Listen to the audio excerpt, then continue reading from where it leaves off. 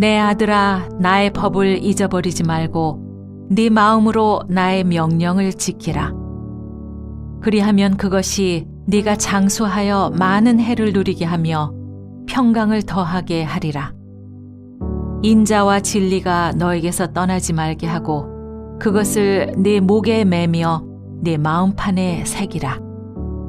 그리하면 네가 하나님과 사람 앞에서 은총과 귀중히 여김을 받으리라. 너는 마음을 다하여 여호와를 신뢰하고 너의 명철을 의지하지 말라.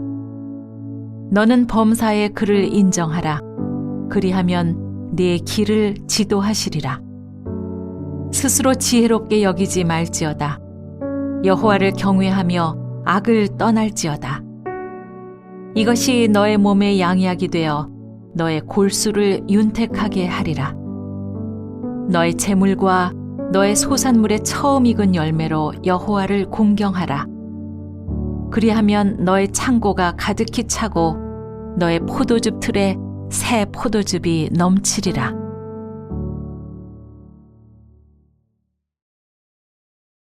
자, 이제 말씀 보도록 하겠습니다. 오늘은 그리하면이라는 제목으로 이야기를 나눠볼까 합니다. 자, 어제가 어린이날이었습니다. 그죠? 아멘은 아니어도 되고요. 네, 여기 계신 분들이 어린이날이 우리랑 무슨 상관이 있어? 나는 손주도 어린이가 아닌데 뭐 이런 표정으로 계신 분들도 계시는데 어린이날을 맞으면서 한번 생각해 봤어요. 저는 아직 아이를 키우는 입장에서 아이들을 키울 때 우리가 아이들에게 가장 많이 했던 말들은 무엇일까요? 가장 많이 했던 말들. 한번 생각해 보세요. 여러분들 자녀를 키울 때 여러분의 자녀에게 가장 많이 해줬던 말은 무엇입니까? 사랑해, 잘했어, 네가 최고야, 때로는 괜찮아, 그럴 수도 있지 뭐, 다음에도 잘하면 돼, 이런 말 많이 하셨죠? 아니요라고 말하지 마시고 이럴 땐 그냥 아멘 하시면 됩니다. 많이 하셨죠? 네, 굉장히 이상적인 말들이에요. 자녀들을 잘 양육시키고 교육시키고 자존심을 잘 세워주면서 훌륭하게 양육시킬 수 있는 좋은 말들이지만, 그죠?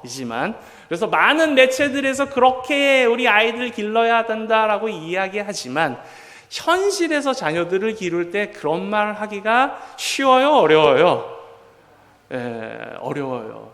나는 할 준비가 되었는데, 그죠? 나는 얼마든지 사랑한다라고 이야기하고 잘했다 칭찬해 줄 준비가 되었는데 자녀들이 도와주지 않을 때가 많이 있어요. 그죠? 그래서 내가 사랑해, 잘했어, 괜찮아 라는 말보다 현실적으로 우리가 가장 많이 했던 말들은 뭘까를 골라봤더니 가장 많이 했던 말은 안 돼, 하랑 이거랑 빨리 그리고 애가 좀 어릴 땐 가만히 있어 이런 말들 많이 했던 것 같아요. 그죠? 저도 저희 아이들한테 많이 그랬던 것 같고 저도 많이 들었던 말들인 것 같습니다. 그리고 아이들이 크면 클수록 가장 많이 했던 표현 중에 하나가 바로 이건 것 같아요. 그리하면. 목사님 저는 그런 말 쓴 적이 없는데요. 그리하면이라는 단어를 썼다라는 것이 아니라 그런 표현을 썼다라는 이야기죠. 이를테면 이런 겁니다. 밥 다 먹으면 아이스크림 먹게 해줄게. 해보셨죠? 그 다음에 공부 다 하면 TV 보게 해줄게. 이번 시험만 잘 보면 운동화 사줄게. 다들 해보셨죠? 무슨 말이에요? 아이들이요, 크면 클수록 말을 잘 안 들어요. 그죠?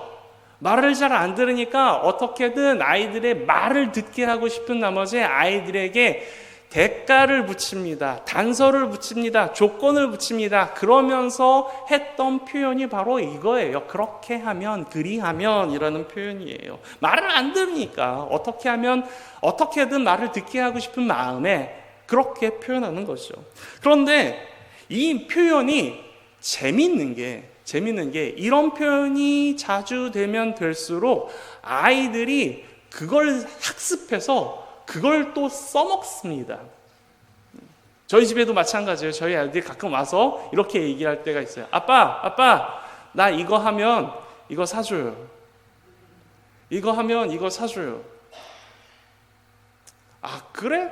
그래? 라고 이야기를 할 수도 있는데 저는 좀 이상한 사람이라 곰곰이 생각해 봅니다.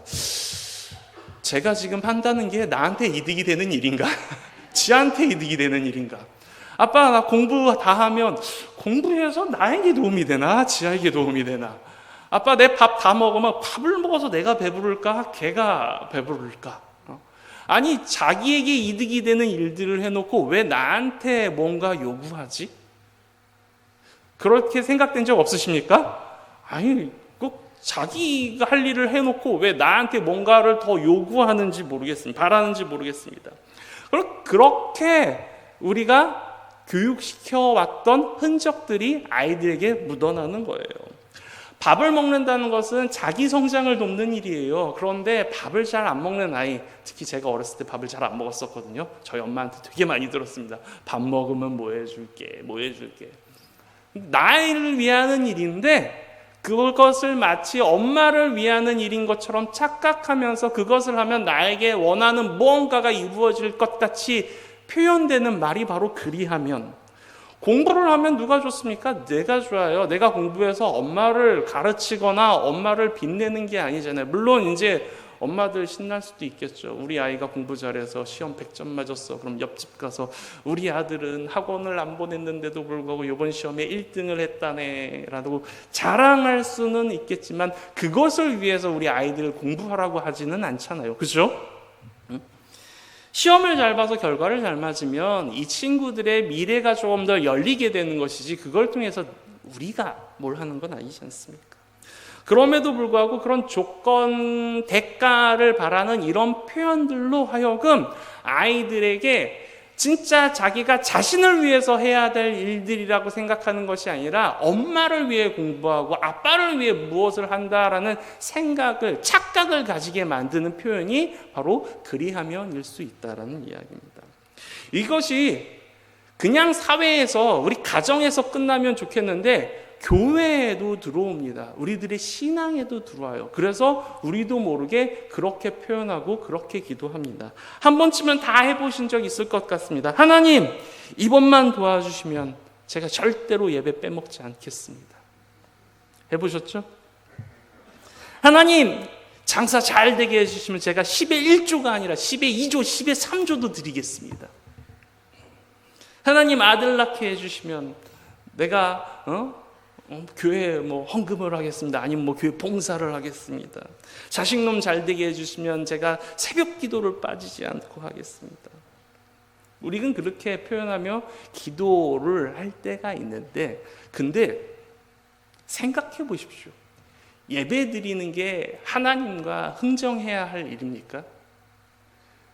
하나님을 하나님으로 인정하며 나의 주인이신 예수 그리스도께 감사와 찬양을 고백하는 일들이 무엇을 하나님께서 내게 해주어야만 해야 하는 일일까요? 내 모든 소유를 하나님께서 허락하신 것입니다를 고백하는 11조를 내 재산이 늘어나야만, 내가 어떤 만족을 느껴야만 하는 헌금이라 착각하고 있지는 않습니까? 하나님은요, 우리랑 거래를 하시는 분이 아닙니다. 하나님은요, 하나님이십니다. 유일하신 하나님. 이 땅을 만드시고 창조하시고 이 땅의 모든 섭리를 운전하시는 분이세요. 그 안에 내가 들어가 있는 것고 나의 삶도 들어가 있는 겁니다. 그런데 그런 분 앞에서 우리도 모르게 그리하면, 그렇게 해주시면 이라고 표현할 때가 있는데 그거는 틀린 말입니다. 목사님, 가끔 성경 보면 성경에도 그런 사람들 나오던데요. 아브라함이 하나님한테 그러던데요. 하나님의 사자들이 소돔과 고모라를 치러 갈 때 아브라함이 하나님께, 하나님 그 성에 의인 50명이 있다면, 하나님 그 성에 의인 45명이 있다면, 하나님 그 성에 의인들이 있다면 이라고 거래를 하던데요. 여러분, 그게 거래로 보이십니까? 아닙니다. 성경에 아브라함이 하나님과 거래를 하는 장면으로 그것이 보였다고 한다면 우리가 성경을 다시 봐야 한다는 거예요. 결과적으로 한번 생각해 볼까요? 그렇게 해서 소돔과 고모라가 구원을 받았습니까? 못 받았어요. 성경은 이야기하죠. 아브라함이 간절히 그렇게 의인의 숫자를 낮추고 있지만 그 성에 의인이 있었다 없었다? 없었다. 다시 말해 성경에 그 일이 기록되어 있는 것은 아브라함의 그런 노력을 통해서 하나님의 안타까운 마음을 표현하고 있는 거예요. 하나님께서는 그 거대한 성 소돔과 고모라에 50명이라도 40명이라도 30명이라도 마지막으로 5명이라도 있으면 그들을 용서해 주고 싶은 그 안타까운 마음이 있었는데 그 성엔 의인이 없었다라는 것을 안타까운 표현을 우리들에게 전달하고 있는 것이지 그건 아브라함과 하나님이 거래한 내용이 아닙니다. 목사님, 모세를 부를 때는 어떻습니까? 기드온을 부를 때는 어때요? 모세가 안 한다고 하니까 하나님께서 여러 가지 뱀도 만들었다, 지팡이도 만들었다, 병도 걸렸다 이렇게 하시는데 그거는 거래 아닙니까? 기드온이 하나님한테 흥정하듯이 하나님 비를 내려보세요. 비를 내리지 말아보세요. 이렇게 하던데 그건 아닙니까? 아니요. 그건 흥정이 아니라 하나님께서 모세와 기드온이라는 지도자를 세울 때 그 소심하고 두려운 마음을 가지고 있어 한 발 나가지 못한 하나님의 말씀대로 순종하지 못하는 그들에게 확신을 주고자 하나님께서 하셨던 행동이지 그것은 거래가 아닙니다. 여러분 생각해 보십시오. 왕이 있습니다. 왕이요 백성들과 거래를 할까요? 왕이 있어요. 백성들과 거래를 할까요? 거래하지 않습니다. 왕은 백성들과 절대 거래를 하지 않습니다. 뭘 하죠? 명령을 하죠. 백성들의 목숨이라 할지라도 백성들의 재산이라 할지라도 왕의 명령 한마디면 움직여지는 것입니다. 그렇기 때문에 왕은 절대 백성들과 거래를 하지 않습니다. 혹 왕과 거래를 하는 백성들이 있다라고 한다면 그것은 분명 그들이 왕과 비길 만한 무언가 힘이라든지 아니면 왕이 절대 빠져나갈 수 없는 무언가를 가지고 있기 때문에 왕과 거래가 되는 것입니다.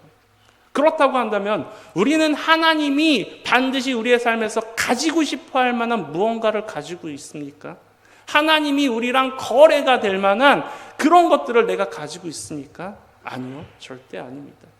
피조물인 우리가 하나님과 거래할 일은 없습니다. 그럼에도 불구하고 우리는 그렇게 기도하고 그렇게 생각하고 그렇게 신앙을 할 때가 있다라는 이야기입니다. 오늘 말씀도 마찬가지예요. 더러는요 그리하면 오늘 본문에서 5번이나 나오고 있거든요.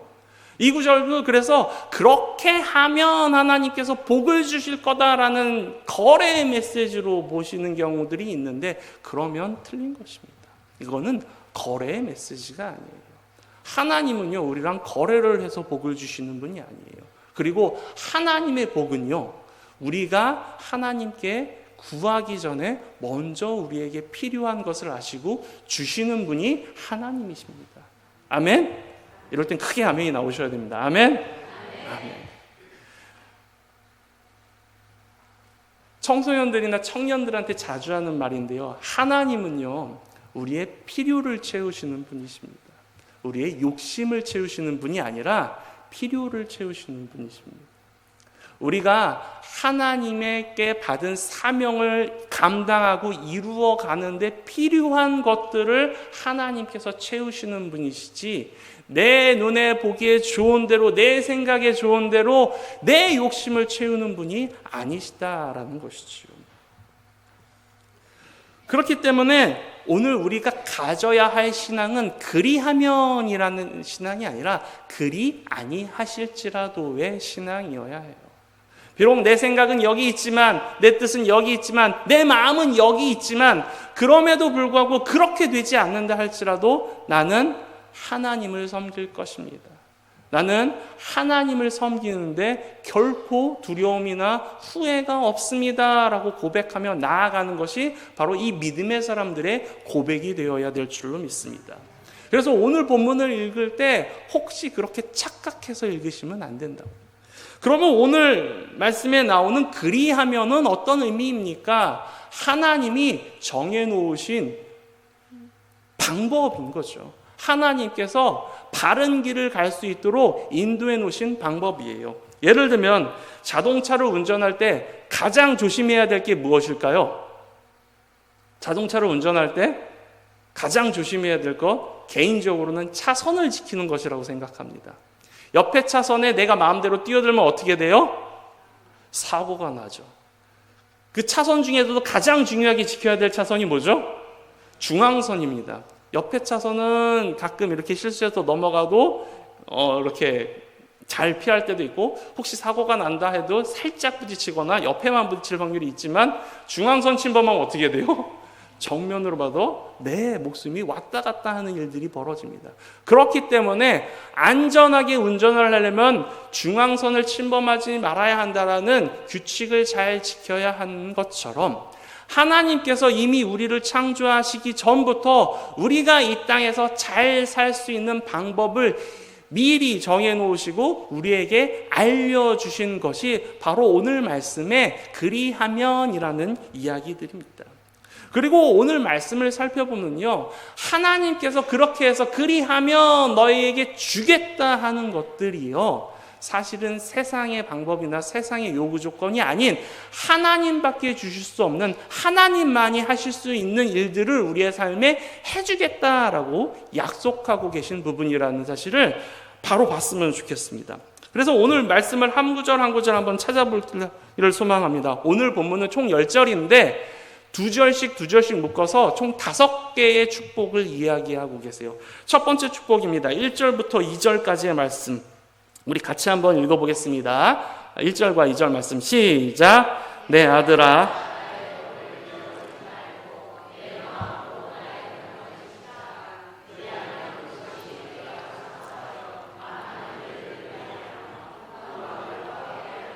아멘. 아멘. 자, 우리가 관심 있는 것부터 살펴봅시다. 무슨 복을 받게 된대요? 관심 있는 거는 못 받는 거죠. 무슨 복을 받게 된대요? 장수의 복인데 그냥 장수의 복이에요? 아니에요. 그냥 장수하는 게 아니라 평강을 더해가는 장수예요. 간혹 어르신들 보면은 그런 표현 하시는 분들이 있어요. 아이고, 오래 살아서 못하노. 여기도 아프고 저기도 아프고 여기도 문제고 저기도 문제인데 오래 살아서 못하노.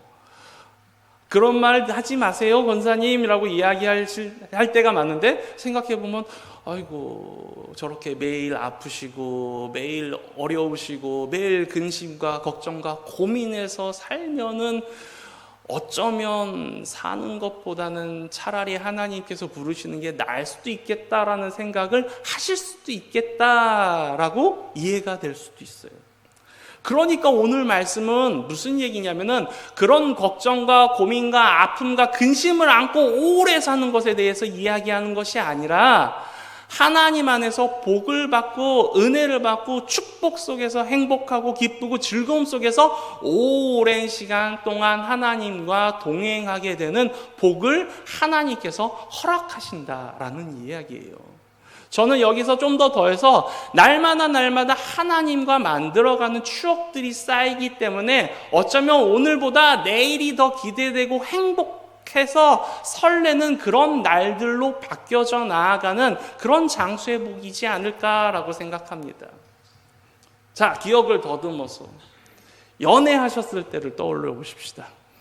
몇 년 전인지 기억도 안 나지만 연애하실 때 사랑하는 남자친구, 여자친구가 있었을 때 오늘 분명 봤지만 내일 또 보고 싶고 모레 또 보고 싶고 특별한 걸 하지는 않지만 그래도 만나서 무언가를 한다는 기쁨과 즐거움과 설렘 때문에 내일 뭐 할까, 모레 뭘 할까, 이번 주말 뭐 할까 기쁘고 설렜던 적이 있으세요, 없으세요?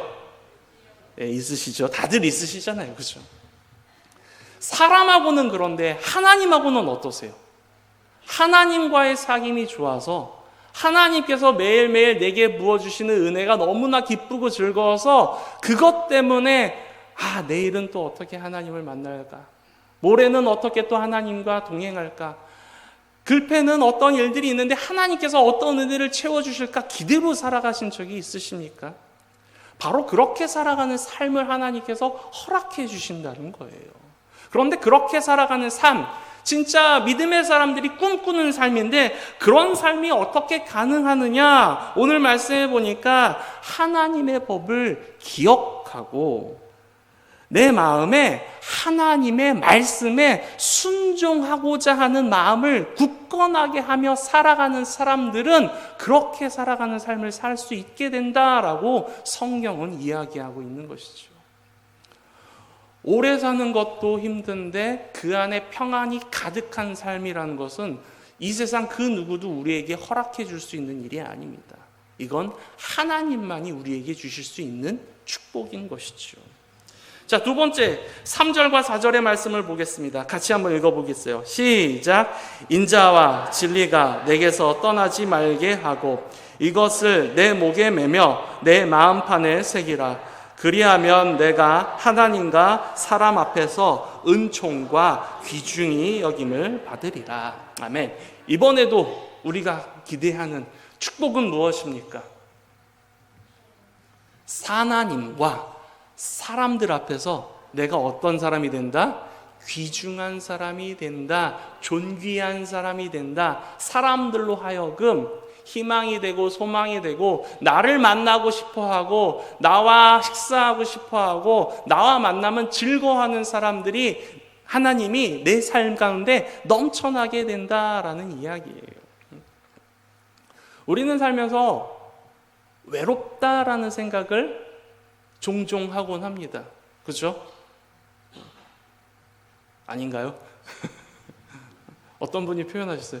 남편은 있는데 외로워. 남편은 있는데 외로워. 왜요? 남편이잖아. 무슨 표현인지 잘 모르겠습니다.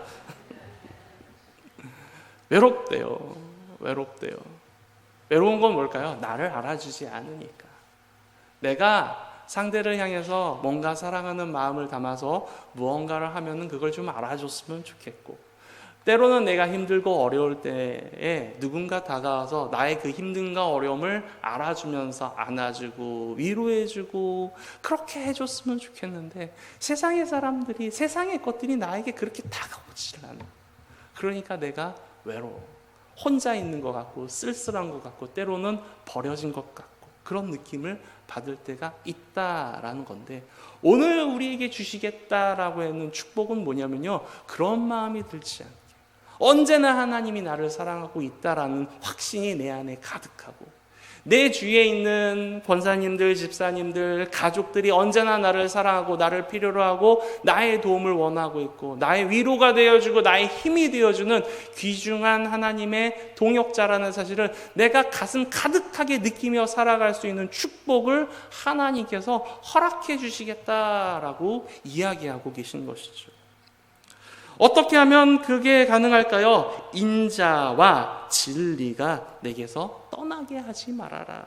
그럼 인자와 진리가 뭘까요? 인자는 히브리어로 헤세드라고 표현합니다. 끝없는 사랑, 신실한 사랑이라고 표현합니다. 그리고 진리는 에메트라고 하는데 성실과 충성을 이야기합니다.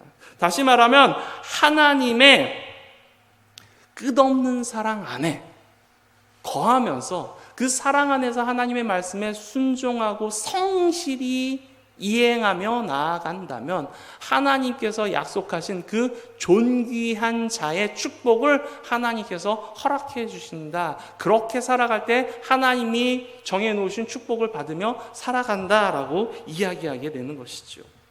자, 5절입니다. 6절 같이 한 번 더 읽어볼게요. 시작. 너는 마음을 다하여 여호와를 신뢰하고 내 명철을 의지하지 말라. 너는 범사에 그를 인정하라. 그리하면 내 길을 지도하시리라. 아멘.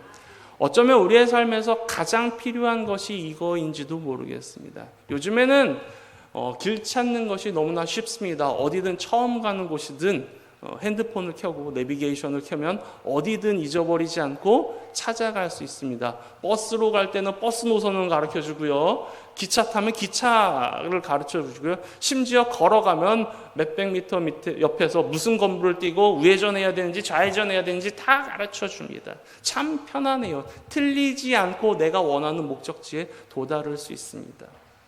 우리 인생도 좀 그랬으면 좋겠습니다. 틀리지 않고 올바른 목적지로 바로 갈 수 있었으면 좋겠는데 우리가 그 길을 모르고 그 방법을 모르니까 항상 헤매요.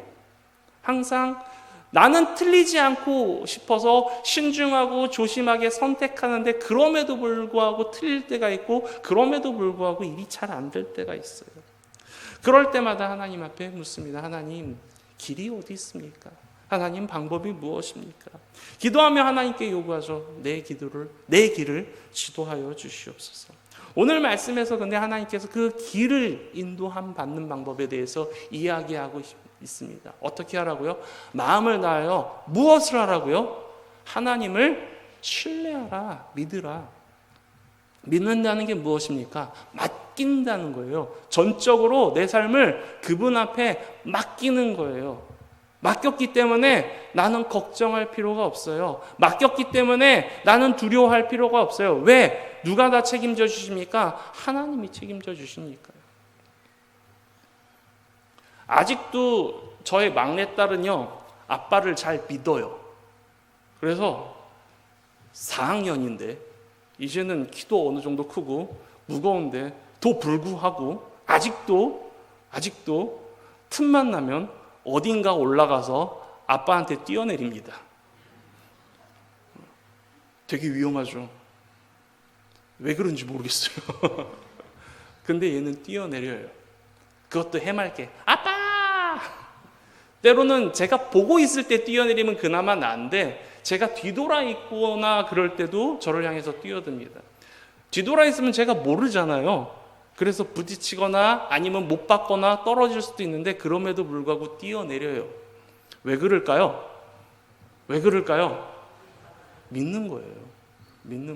제가 저 철부지 딸을 보면서 믿음에 대해서 다시 생각해 봅니다. 아, 저게 믿는 거구나. 내가 지금 하나님 앞에 그렇게 뛰어들 수 있을까? 하나님 하면서 하나님은 받아주실 거예요. 하나님이 책임져 주실 거예요. 내가 지금 내 것을 욕심내지 않고 내가 지금 내 기회를 찾지 않고 내가 지금 내 생각을 주장하지 않고 내려놓는다 할지라도 하나님께서 모든 것을 다 아시고 맡아주시고 붙잡고 인도해 주실 거야. 그래서 내가 생각했던 것보다 훨씬 더 좋은 곳으로 나를 인도해 주시겠다라는 그 약속의 말씀을 내 삶 가운데 이루어 주실 거야 라는 믿음으로 내가 그렇게 뛰어들 수 있을까? 여러분 뛰어드실 수 있으십니까? 그런데 하나님께서는 그렇게 하라라고 이야기하십니다. 오늘 본문 말씀에서도 그렇게 이야기하죠. 하나님을 신뢰하라라고만 이야기하는 것이 아니라 뭐라고 얘기하냐면요. 내 명철을 의지하지 마라. 사람은 스스로 똑똑하다고 생각하고 스스로 잘났다라고 생각하고 스스로 능력이 있다라고 생각할지 모르겠지만 그 능력이라는 것이 그 지혜라는 것이 하나님 앞에서는 보잘것없이 작은 것이기 때문에 그것을 의지하지 말고 하나님을 신뢰하고 의지하라라는 이야기로 오늘 말씀에서 이야기하고 있는 것이죠. 네 번째로 넘어가 보겠습니다. 7절에서 8절의 말씀입니다. 같이 읽어볼까요? 스스로 지혜롭게 여기지 말지어다. 여호와를 경외하며 악을 떠날지어다.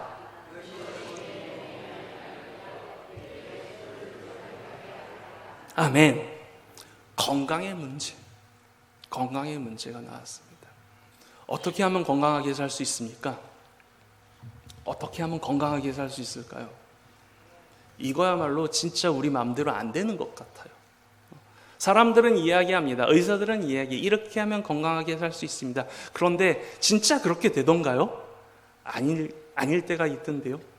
참고로 예로 저는 이런 문제를 만날 때마다 제가 드는 이야기가 있어요.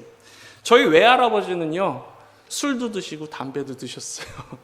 그거 하면 건강에 나쁘고 일찍 죽습니다라는 이야기를 들으셨는데 평생을 그걸 하셨어요. 그런데 90세 넘게 살다가 돌아가셨어요. 건강하게 살다가 쩡쩡하게 우렁차게 소리내며 살다가 돌아가셨어요. 저희 아버지는 하나도 안 하셨어요. 근데 61살인가 2살에 암으로 돌아가셨어요. 이게 뭐야? 술, 담배 하면은 안 하면 건강할 수 있다면서요. 근데 술, 담배 하신 분은 오래 사시고 술, 담배 안 하신 분은 일찍 돌아가시던데요. 어느 날 TV를 보니까 예능 프로에서 운동하는 유튜버가 나온 적이 있어요. 아주 유명한 헬스하는 운동하는 유튜버인데요. 뭐 몸도 막 좋아요. 우락부락하고 그런데 근데 그런 몸을 가지고 아프대요. 여기가 아프고 저기가 아프고 여기가 아파서 이제 더 이상 운동을 할 수 없대요. 근데 그 옆에는 어떤 유튜버가 앉아있냐면은 먹는 유튜버가 있어요. 웬 여자애가 조그만한 여자인데요. 엄청 먹어요. 많이 먹어요. 몸에 좋은 것도 먹지만 몸에 안 좋은 것 그렇게 많이 먹어요. 그런데요, 건강하대요. 한 군데도 안 아프고 건강하대요. 한쪽은 건강하고 싶어서요. 운동도 하고 약도 먹고 싶은 거 다 안 먹고 조절해 가면서 노력을 해도 건강하지 않아요. 그런데 한쪽엔 그런 거 전혀 신경 안 쓰면서 먹고 싶은 거 다 먹어도 건강해요. 누구 뜻이죠? 누구 마음대로 되는 거죠? 아니요. 우리 마음대로 되는 게 아니에요. 사람의 능력으로 되는 문제가 아니라는 이야기입니다. 하나님의 뜻이 있어야만 가능한 일이라는 거예요. 그런데 그 일이 가능하게 하는 문제에 대해서 오늘 본문은 뭐라고 이야기하고 있느냐? 제가 주목해 본 것은요. 여호와를 경외하며 악에서 떠날지어다. 내 마음에 악한 것을 품고 아무리 좋은 것을 먹고 아무리 좋은 운동을 한다 한들 하나님께서 그에게 건강을 허락해 주실 수 없습니다. 내가 아무리 좋은 것을 찾아 헤맨다 할지라도 내 안에 악한 것이 있다면 그것이 나의 삶을 선으로 인도해 주지 못한다라는 이야기죠. 마지막 볼까요? 9절과 10절의 말씀입니다. 같이 마지막입니다. 시작. 내 재물과 내 수산물의 처음 익은 열매로 여호와를 공경하라. 그리하면 내 창고가 가득히 차고 내 포도즙 틀에 새 포도즙이 넘치리라. 아멘. 마지막으로 재물의 문제. 내가 힘과 능력을 가지고 번다라고 생각하지만 그것이 아니라 그 모든 것이 하나님의 손에 달려 있습니다.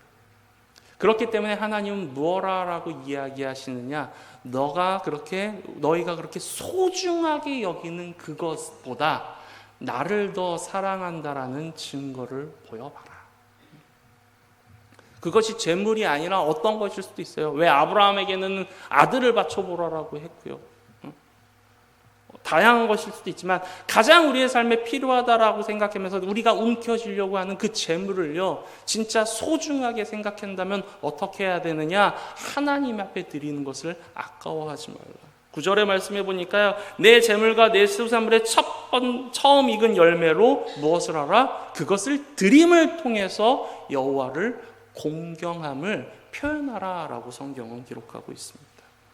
아껴야 잘 산다는 말이 있죠. 그런데 하나님 앞에서는 아닙니다. 하나님 앞에서는 아끼는 것이 아니라 하나님 앞에서는 아낌없이 하나님 앞에 드릴 때 내 사랑이 이 재물을 보다 더 큽니다를 하나님 앞에 고백하며 나아갈 때 하나님의 복이 우리에게 임한다라는 이야기입니다. 오늘 말씀은 결론적으로 이런 얘기를 하는 것 같습니다. 믿음의 사람들은 어떻게 살아야 합니까? 믿음의 사람들은 하나님과 함께 살아야만 합니다. 하나님을 믿고 의지하고 신뢰하면서 살아가는 것입니다. 세상의 방법으로 성공을 이룬다고, 세상의 방법으로 돈을 번다고, 세상의 방법으로 명예를 얻는다고, 아니요. 그렇게 얻었다 할지라도 그건 잠시 잠깐뿐이고 놓치고 잊어버리고 그것이 후회와 피로로 우리에게 다가올 것입니다. 그런데 하나님을 믿고 의지하며 하나님과 동행하는 삶을 살다 보면은 하나님께서 우리에게 채워주시는 은혜, 하나님을 믿음을 통해서 우리에게 주시는 은혜로 우리의 삶이 풍요로워질 것을 믿음으로 고백하는 사람이 바로 오늘 말씀에 나오는 그리하면이라는 그 축복 가운데 살아가는 사람들인 것이죠. 이제 여러분에게 권면드립니다. 우리가 그렇게 살아가는 사람들이 되기를 간절히 소망합니다. 복을 받기를 원하십니까? 복 받는 것보다 더 먼저 선행되어야 될 것이 있어요. 그게 무엇이면 내가 하나님을 사랑합니다. 내가 하나님을 신뢰합니다. 복을 받기 위해 살아가는 것이 아니고 내가 성공하기 위해 하나님을 믿는 척하는 것이 아니라 하나님을 너무나 사랑하고 하나님을 너무나 신뢰하기 때문에 내 모든 것을 다해 하나님께 내 삶을 드릴 때 하나님께서 그 삶을 들어 성공의 길로 인도하여 주실 줄 믿습니다. 우리의 삶이 그런 성공의 길로 나아가는 우리 동대교회 모든 성도들의 삶이 되기를 주님의 이름으로 축원합니다. 기도하겠습니다.